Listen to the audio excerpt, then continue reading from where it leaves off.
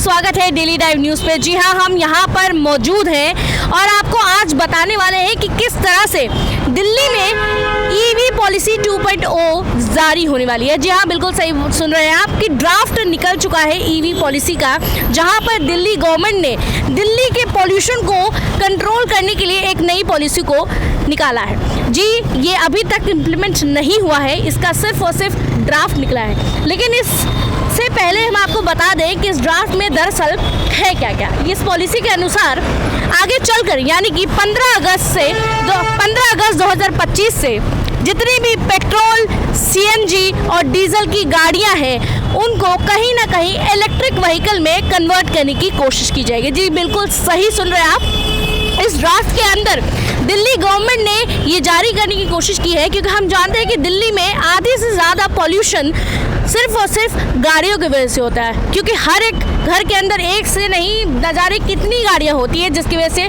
भर भर के पॉल्यूशन होता है। यहाँ तक कि इस ड्राफ्ट में ये भी निकाला गया है कि 15 अगस्त 2025 से जितने भी सीएनजी ऑटो वाले हैं उनका जो परमिट है वो अब रिन्यू नहीं होगा। इसका मतलब ये है कि जो पुराने ऑटो हैं सीएनजी वाले वो चलते रहेंगे, लेकिन अब उनका जो परमिट है वो रिन्यू नहीं होगा और अब फोकस है इलेक्ट्रिक व्हीकल्स की। कहीं ना कहीं सरकार ने ये भी इस ड्राफ्ट में मेंशन करा है कि उनका यही गोल है कि 2027 तक जितनी भी इलेक्ट्रिक व्हीकल्स, जितनी भी रजिस्ट्रेशन है वो इलेक्ट्रिक व्हीकल्स के नाम पर ही हो।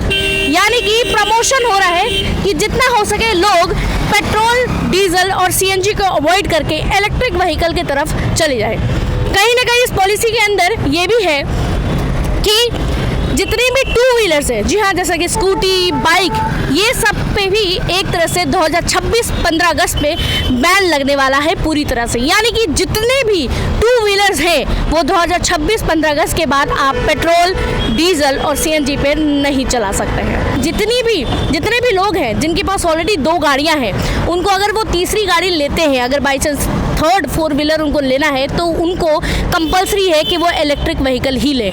यानी कि आप पेट्रोल, डीजल या सीएनजी से चलने वाली गाड़ी नहीं ले सकते हैं। इसके बाद आपको ये भी बता दें कि जितनी भी ऑटो, यानी कि जो ऑटो दिल्ली सड़क पे चलती है, अगर वो सीएनजी से, क्योंकि हम जानते हैं कि सीएनजी से चलती है, उस पर भी पाबंदी लगाई जाएगी अगर वो 10 साल से ऊपर हो गई है। यानी कि अगर 10 साल से पुरानी ऑटो रिक्शा दिल्ली के सड़क पर चल रही है तो उसे कहीं ना कहीं तब्दील करा जाएगा इलेक्ट्रिक व्हीकल में, या फिर उसे प्रॉपरली रिप्लेस कर दिया जाएगा दूसरी इलेक्ट्रिक व्हीकल ऑटो से।